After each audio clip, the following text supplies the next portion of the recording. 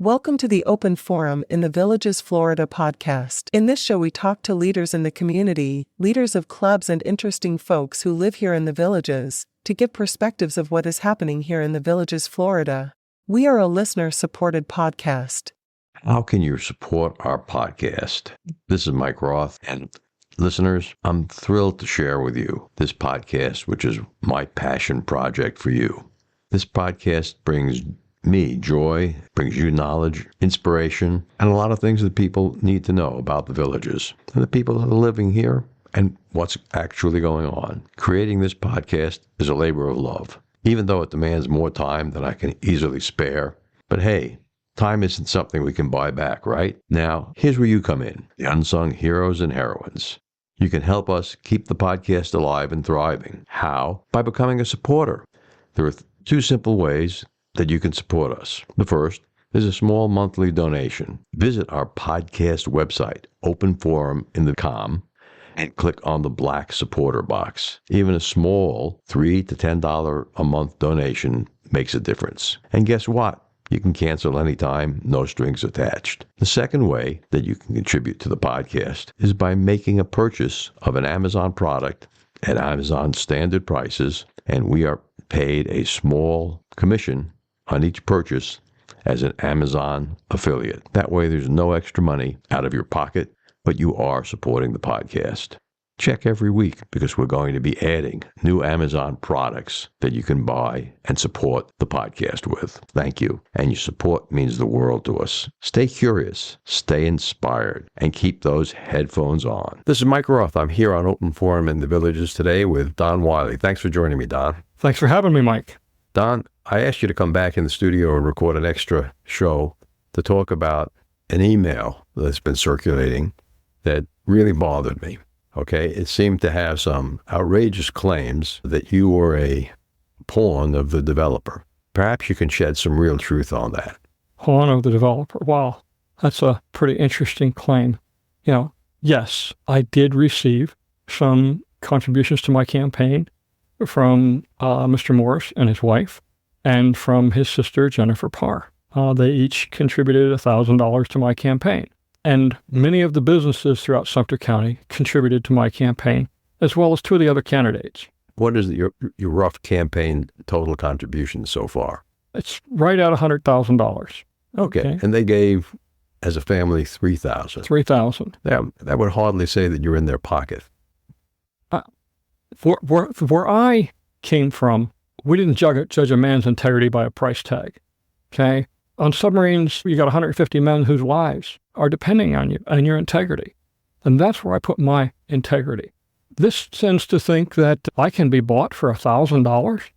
That's not a reflection of my integrity. It's a reflection of their own moral values, the people who have created this. Let's talk about some of the things that are in that particular email. Oh, this thing is awesome. First of all, let's read the claims of who it was from. It says, "Take Back Sumter Voters Newsletter. Our mission is to help the voters of Sumter County make informed choices." And on the last page, it says something about they've taken no contributions for it. So it says, "Take Back Sumter is independent of all candidates and PAC and does not accept any monetary contribution." Okay, so were you asked to contribute to this newsletter? No, but there is one candidate in here. Oh, which candidate is that, Don? And that would be Deb Butterfield, the editor of the newsletters from the POA. How interesting. What's amazing, though, is when you read the bottom of her ad, it says, "Approved and paid for by Deborah K. Deb Butterfield, Republican for Sumter County Commissioner, District 1. If she paid for this, but they accept no monetary, something's not right here. Oh, yeah. But it's consistent with the rest of the misinformation. What? And the amount of misinformation on it is Herculean. I couldn't believe it. So there's a cartoon in there that only appears in the POA. It was very interesting because you got the same email, didn't you? Yes, I did. Yeah, and amazingly, it went to an email address that I haven't used in over 5 years. Amazing. Yeah. And who was the last person that you gave that email address to? I used to use it quite a bit, but around here, a very few places. The POA was one of the places I used it. So there's a suggestion that the POA's email list got this Take Back Sumter email. And it's pretty obvious. And although there's one line in there that says it was paid for by a candidate, in reality, that's not separated by a separate box to show that it wasn't an ad. The whole thing is an ad. Yeah, the whole thing is definitely an ad. Good. So let's talk about some of the facts besides campaign contributions, which I think we have now debunked, for the amount of fees and taxes. Okay. So they give an example number one. And it says, in Lake County, the total impact fee collected at the time of building permit issue is $12,978 on a 1,500 to 2,499 square foot home. Fee is for roads, fire, schools, parks, and library. Sumter County is only $972 road impact fee for a new home in the villages. The rest of the new infrastructure funding is buried in the Sumter County millage rate on all the property tax bills in the county, including yours. Per the village's real estate operation, they sold 3,103 new homes in 2023. Assuming all those homes were built in Sumter, the developer avoided paying $37.3 million in impact fees compared to Lake County. The $37.3 million is for only 1 year. So let's take a look at this first. Dollars in Sumter County is for an age-restricted community. They quoted a 1,500 to 2,500 square foot home. But when you go down to active adult, which is a different line item, now the total impact fee is only $1,266, a big difference. The other thing it includes is we have one impact fee in Sumter County. We have a roads impact fee. Mm-hmm. In Lake County, they have school, which is exempt for those in an active adult community. They have fire, which is $380, parks, $211, library, $215, and an admin fee of $37.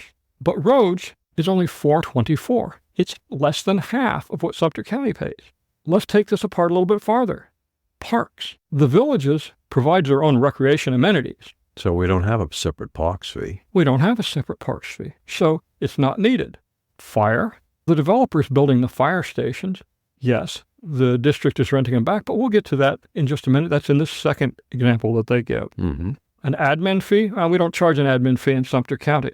If we take out just the parks and the admin fee, we're already down to about $1,000. That's only $25 off. Okay, library. Well, we already have a very robust library system. Mm-hmm. Not a whole lot of need for them. Already basically equal at that point. So there's that fallacy in there. Yeah, but where were the houses built, these 3,000 houses? You're being a good straight man. That would be in Newell, Lake Denham, and Dabney. Those were the three villages that were built in 2023. That was primarily, there was a couple down in the Moultrie Creek area, I think, that sold before then. But those were all in Lake County. So they're saying, assuming all those homes built in Sumter, it wasn't. That's out $37 million.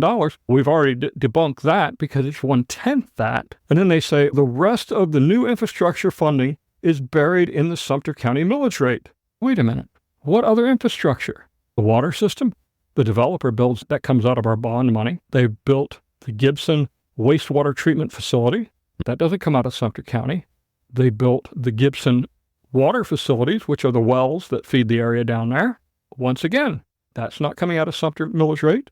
The only thing that there is nothing coming out of the Sumter millage rate for the growth, because the impact fee that we collect, it covers all the new county roads, which would be Bexley Trail and McNeil and these that are in the county road agreement.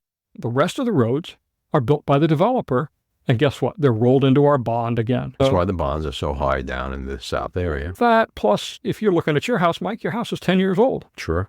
My house is 10 years old. The bond, what hasn't gone up in 10 years? People like to compare it, up north, the bonds are so little. Well, yeah, it was 20. But the houses are 25 years old. Yeah, it was 20 years ago. Was a car as much as it is today 25 years ago? No.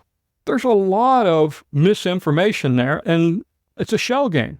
The second one, I love this one. The village's public safety dependent district was established less than a year ago by the Board of County Commissioners. The VSDDD, mouthful, plans for the massive expansion of the villages in Sumter County. That expansion will require several new fire stations and fire equipment. Funding should come from a fire impact fee paid by the developer and others on the new construction within the VPSDDD. However, the county commission did not give the VPSDD board the power to establish an impact fee. Therefore, the current property owners within the VPSDDD will be taxed to pay for the new fire stations and equipment. So let's just back up to what the county commission did. They didn't have the authority to give them that. It's not allowed. If the Village Public Safety Dependent District wants an impact fee, they can submit to the county commission, and the county commission will most likely approve it. So that kind of blows the wind out of that. The building of the fire stations, the developer's doing that, and they're renting them back or leasing them back, whatever word you want to use, to the villages. What about the new 2 or 3 fire engines and ambulances that need to be purchased to operate those buildings? And those are coming out they're all under the, lend-lease agreement, whatever. They're leasing all this. And at the end, after 10 or 15 years, whatever it is, then basically they write them a $1 check. Well, it's a $1 lease. Yeah, I don't know what the closeout is, but basically it's a rent to own, if you will. Okay. And the difference here is the cost. They're going to pay the actual cost over 10 years. Whereas if they were to use impact fees, they wouldn't have the impact fees collected for the new areas. They'd have to get a loan. They'd have to take a loan. Guess what you got to pay with a loan? Interest. Guess what? It ends up costing you more. So this is a less expensive option. And it really is a very small impact on the whole budget. They're just twisting words to... Anyway, so there's another... This is the next paragraph in example 2. There is another rapid growth region in Sumter County in a portion of Wildwood located in the fire department service area. Only one new fire station with new equipment is needed. The county plans to institute a fire impact fee on new building within the service area for that new station. The same fire impact methodology should be used within the VPSDDD so that the current residents would not be taxed for the expansion of the villages. Okay, again, this was a decision not made by the county commission. This was a decision made by Villages Public Safety Dependent District, their board. Whatever methodology they choose, hopefully the county commission will support them. It's still open for discussion, but they didn't choose to use an impact fee. Again, it's cheaper to pay the developer because they're just going to pay the cost. They're not going to pay the cost plus interest over 20 years. Cost plus profit plus interest. Yeah, things like that. I don't believe the developer's making a whole lot of profit because it's not a profit center, okay? It's something that's needed to make the profit center work, and that profit center is selling homes. You don't mark up things just for the sake of marking it up. You do it for a reason. And in this case, there's no reason to mark that up. Action is needed by the Sumter County Commission to establish a fire impact fee inside the VPSDDD so that the current residents are not taxed for the expansion of the villages. If the county commissioners are developers' puppets, this will not happen. I got news for you. The county commissioners can't do it unless they're requested by the VPSD. So much for being puppets. We're just doing what was asked. They go on to talk about, how much money in campaign contributions that I got compared to Mr. Miller, that Todd Kuhn got compared to Mr. Estep, and that Mary Lasby, her name is difficult for me, got compared to Miss Butterfield. I can't help it if nobody wants to support these other candidates. The businesses are trying to avoid the chaos that ensued 3 years ago when the county commission got crazy and tried to raise impact fees. You know what's really interesting, Mike, about the impact fees? No. They wanted to raise them 70% because they needed the money. Okay. Then the state legislature stepped in. Said you can't do that. You can't do that. You can raise it 12.5% a year for 4 years unless you want to do unless you want to do a study. If you do a study, then you can raise it. So they had 2 options. They could do a study and raise it whatever they needed. Key word here. Yes. Or they could raise it 12.5% a year for 4 years. But they did neither. I guess they really didn't need the money. This wasn't about need. This was about retribution. Explain what you mean by that. Well, a couple of years ago, there was a 25% increase in the millage rate for property taxes on homes. Right. The perception was that, that's going to pay for the new roads. $11 million of the $21 million went to the resurfacing of Morris and Buena Vista. It was something that the county needed to do. It's their responsibility for maintenance. You cannot use an impact fee for maintenance. All you can use an impact fee for is expanding the current system. If you want to add a lane, you want to put a traffic light in, improve an intersection, you can use impact fees for that. But for maintenance and resurfacing, no. That has to come out of the county's operating budget. It was a big project for Sumter County. Mm-hmm. It was literally over 10% of their operating budget for the year. But it's two of the busiest roads in the county. It needed to be taken care of. There were also other factors involved with that increase. The county size is increasing. The state mandates certain levels of salary as well as staffing based on county population. We hit one of those thresholds. We had to increase salaries and took care of most of it. There were some other things that needed to be done. But it was played off as, oh, this is going to fund the developer's expansion. It wasn't. Resurfacing the entirety of Buena Vista and Morse Boulevard never seemed like a good project to me. Being a guy who spent 25 years in Cincinnati, the roads were nowhere near as bad here as they were there before resurfacing. We don't have frost heaves here, thank goodness. Yeah, we have sand heaves here. Yeah, but yeah, Morris and Buena Vista were getting a little rough. They'd been around for 10, 12 years, and eventually these roads need maintenance. And being two of the busiest roads in the county, they needed it. 466 has work going on it right now. It's another major artery that's got to be paid for by the county. We just had 44 redone. And why did they put in sidewalks? That was a state project. I'm trying to remember the name of the program, but basically it's to give everybody access. They could have made it a 3-lane road in each direction. They could have.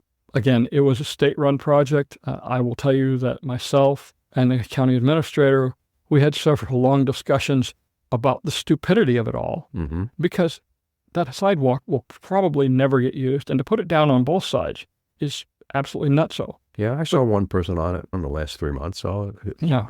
And it's grown over with grass in a lot of places. Yep, and it's the state's responsibility to maintain that sidewalk, not the county. So that's good. But what about the intersection of Morse Boulevard and 44, where the traffic in snowbird season gets backed up for more than half a mile on Morse because there's no right-hand turn lane from southbound Morse onto 44. Right-hand?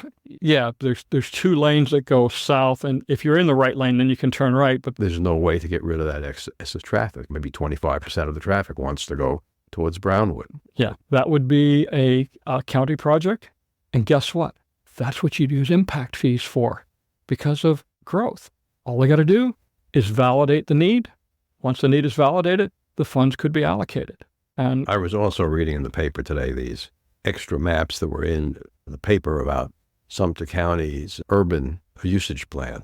And again, the county is printing maps that are totally illegible. Who's responsible for that, Don? I wish I knew. It's a total joke. I know them, the ones in the want ads and all that, and in some of the other sections where they have to do public notices. The public notices, if you can't see the map and you can't see where the major streets are, where their particular plot is that they're talking about, it's just ridiculous to put an out-of-focus map in there and claim that you're actually doing it.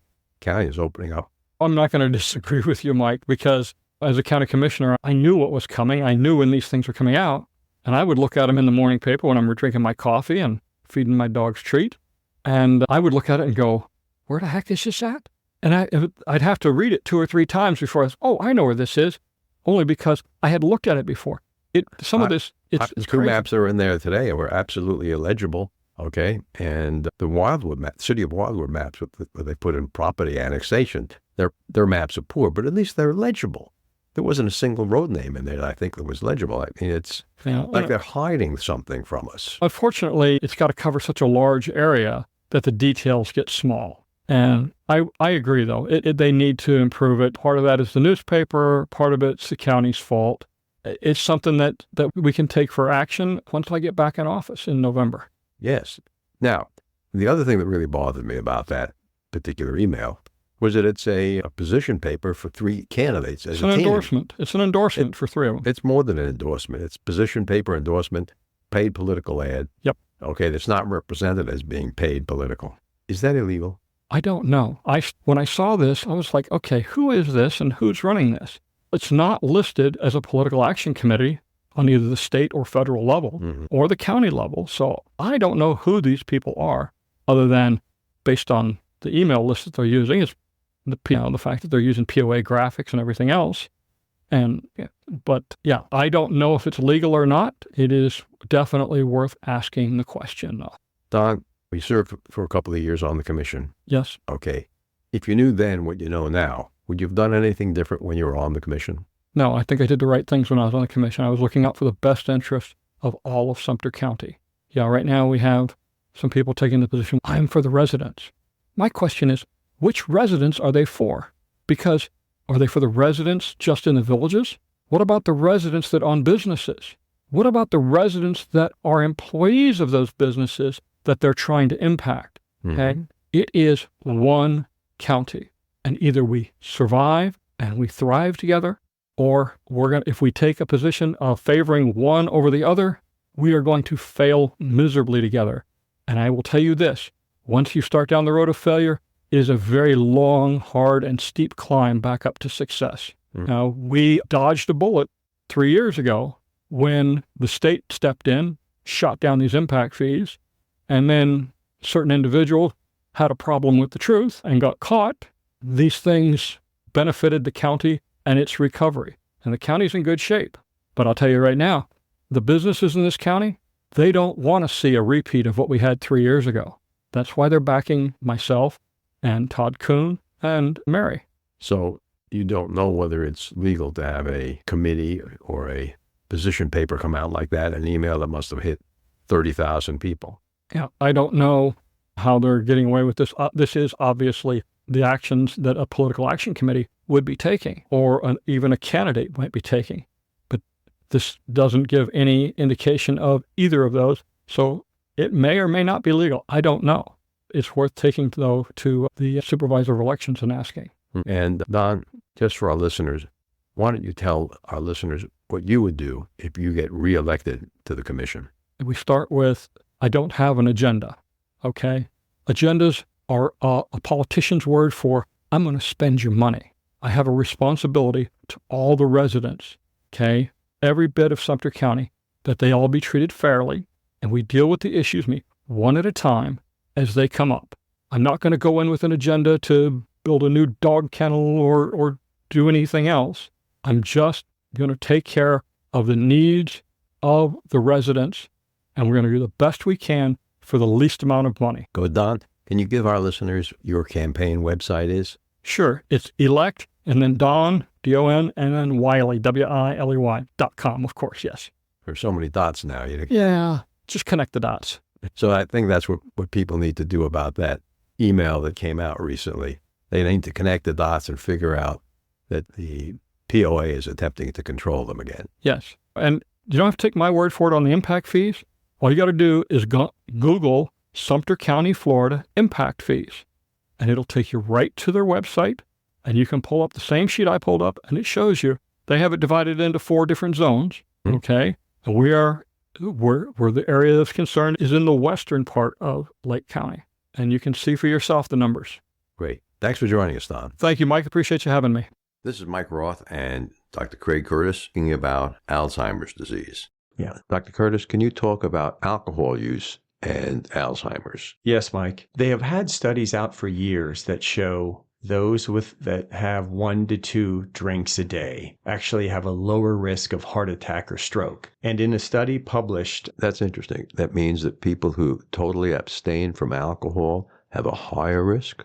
That's a difficult question, Mike. It's yes, those that abstain from alcohol, not with Alzheimer's disease, but actually had a slightly higher risk of heart attack and stroke.